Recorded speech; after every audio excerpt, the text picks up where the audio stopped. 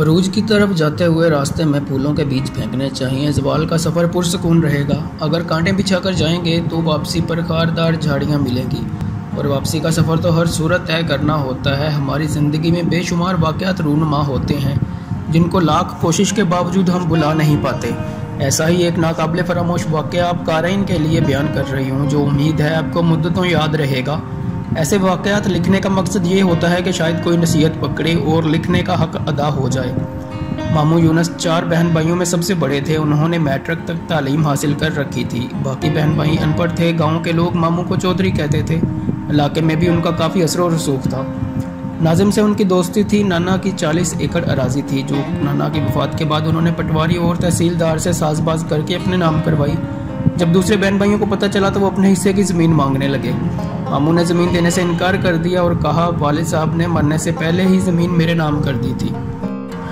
चाचू गांव के चंद बड़ों को लेकर उसके पास गए। उन्होंने मामू को बहुत समझाया कि ये आपके सगे बहन भाई हैं। आपके वालिद की ज़मीन में आप सबका बराबर का हिस्सा बनता है। अपने बहन भाइयों को इनके हिस्से की ज़मीन दे दो, ये भी खुश हो जाएंगे और अल्लाह भी राज़ी हो जाएगा। मगर कोशिश के बावजूद मामू ने अपनी ज़िद ना छोड़ी। यहाँ से मायूस होकर उन्होंने अदालत का दरवाज़ा खटखटाया और अपने असर और सूख की बुनियाद पर वो अदालती जंग भी जीत गए। अब वो 40 एकड़ ज़रई ज़मीन के तनहा मालिक थे। मामू का एक ही बेटा था जो शहर में तालीम हासिल कर रहा था। एक मुंशी रखा था जो होने वाली आमदनी का हिसाब किताब रखता था। ज़मीनों से अच्छी खासी आमदनी हो रही थी। 40 एकड़ ज़मीन में 2 एकड़ ज़मीन गैराबाद थी जहाँ एक पुरानी कब्र थी। लोगों का ख्याल था कि इस कब्र में अल्लाह का नेक बंदा दफन है या कोई गैर मरई मखलूक रहती है, जिस वजह से चौधरी यूनुस की फसल दूसरे लोगों से ज़्यादा औसत देती है। ज़िंदगी सब्र और शुक्र की आजमाइश है। जो इस आजमाइश में कामयाब रहते हैं ज़िंदगी बस उनकी है। जो सब्र और शुक्र की अहमियत को नज़रअंदाज करते हैं वो इस जहान में भी और आखिरत में भी नाकाम रहते हैं। लालच अकल को अपना गुलाम बना देती है। मामू को भी ज़्यादा से ज़्यादा की लालच रहती थी। इसने कई बार सोचा इस गैर आबाद ज़मीन को भी आबाद किया जाए ताकि इसे काश्त के काबिल बनाया जा सके। इस तरह आमदनी में भी इजाफा होगा। एक दिन उसने अपने मुंशी लियाकत को अपने इरादे से आगाह किया। मुंशी ने कहा ठीक है चौधरी साहब, हम सुबह काम शुरू कर देंगे। 8-10 दिन में ये ज़मीन हमवार हो जाएगी। दूसरे दिन जब कब्र वाली ज़मीन को हमवार करने का काम शुरू होने लगा तो गांव के बुजुर्ग मामू के पास आए और उन्होंने कहा इस ज़मीन को हमवार न करें। यहाँ कोई अल्लाह का नेक बंदा दफन है या कोई गैर मरई मखलूक रहती है। इनको तंग ना करो। अल्लाह ने आपको बहुत कुछ दिया है। आपने अगर इनको बेघर किया तो ये आपके लिए नुकसानदेह होगा। उन्होंने बड़ों का कहना मानकर काम रोक दिया। रात को एक नादीदा कुव्वत मामू के पास आई जिसे देखकर वो डर गए। उन्होंने पूछा आप कौन है और क्या चाहते हैं? मैं कोई भी हूँ, आपको इससे क्या गर्ज? आपको ये बताने आया हूँ कि आपकी गैर आबाद गैर और बंजर ज़मीन हमारा मस्कन है। आपने जो इसे हमवार करने का मंसूबा बनाया है इसे अपने जहन से निकाल दें। अगर आपने ऐसा ना किया तो आपका बहुत नुकसान होगा। आपकी ज़मीनों की आमदनी भी ख़त्म हो सकती है। ये कहकर वो दूसरे कमरे से निकला और फ़ज़ा में तहलील होकर मामू की निगाहों से ओझल हो गया। सुबह मामू ने मुंशी को अपने पास बुलवाया, रात वाला वाक़या सुनाया और कब्र वाली ज़मीन को हमवार करने से मना कर दिया। वक्त गुजरता गया। एक दिन मामू को फालिज का अटैक हुआ और वो बिस्तर के होकर रह गए। ज़मीनों की देखभाल अब इनके बस का काम नहीं था, लिहाजा इनका बेटा हारिस तालीम अधूरी छोड़कर वापस गाँव आ गया। अब वो ज़मीनों की निगरानी करता। अपने बाप की तरह हारिस ने भी गैरामाज ज़मीन को हमवार करके इसे काबिल काश्त बनाने का इरादा कर लिया। इस सिलसिले में जब इसने मुंशी से बात की उसने कहा पहले बड़े चौधरी साहब से बात कर लें, उन्होंने ये ज़मीन आबाद करने से मना किया है। हारिस ने अपने वाले साहब से बात की तो मामू ने बताया यहाँ गैर मरई मखलूक रहती है और अपने साथ पेश आने वाला वाक़या भी बयान किया। ये जिनबूत वाली सब झूठी बातें होती हैं, इनका हकीकत से कोई ताल्लुक नहीं होता। हम अपनी ज़मीन आबाद करनी है, किसी को ज़मीन पर कब्ज़ा तो नहीं कर रहे जो हमारा नुकसान होगा। अगर यहाँ नादीदा कुव्वतें या जिनबूत वगैरह रहते हैं तो वो कहीं दूसरी जगह जाकर आबाद हो जाएंगे। हारिस की बातें सुनकर मामू परेशान हो गए। उन्होंने अपने बेटे को बहुत समझाया मगर वो ना समझा। मुंशी ने भी इसका हौसला बढ़ाया।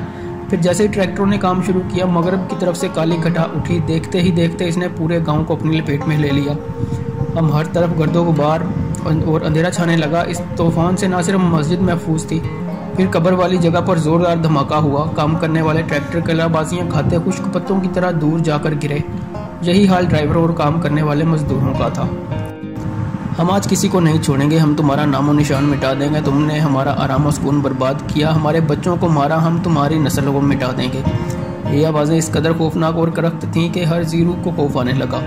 हर तरफ आहो पुकार क़यामत सुगरा बरपा थी। एक नादीदा कुव्वत हारिस को उठाकर छत तक ले गई और फिर एकदम ही छोड़ दिया।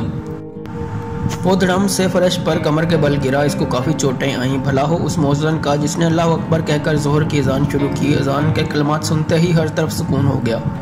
गांव के लोग मस्जिद की तरफ दौड़े। मस्जिद का सहन ज़्यादा वसी नहीं था कि गांव के सारे लोग इसमें समा जाते।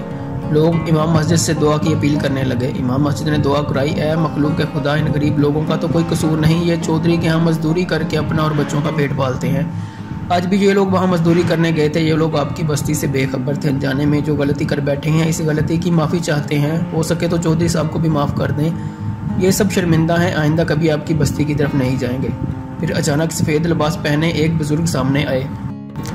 आदम की औलाद, हम भी आपकी तरह खुदाए बुजुर्ग बरतर की पैदावार हैं। हम अपने आप में गुम रहने वाली मखलूक हैं। हम बेवजह किसी को परेशान नहीं करते और ना ही हमने कभी आपका बुरा सोचा है। अगर हमने किसी के साथ बुरा सलूक किया तो वो सामने आए, हम सज़ा भुगतने को तैयार हैं।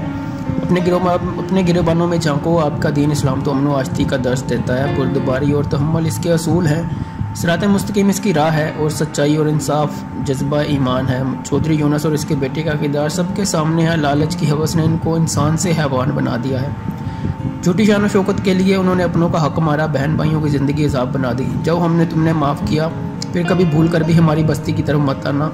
दोबारा गलती की तो हम माफ़ नहीं करेंगे। याद रखो, इस वक्त हम खौफे खुदा से आप लोगों को माफ़ कर रहे हैं, मगर चौधरी यूनुस और इसके बेटे को कभी माफ़ नहीं करेंगे। इनको हम तड़पा कर मार देंगे। हम इनको ज़रूर सबक सिखाएंगे। उन्होंने अपनों के अरमानों का खून किया, हमारी बस्ती को गिराया।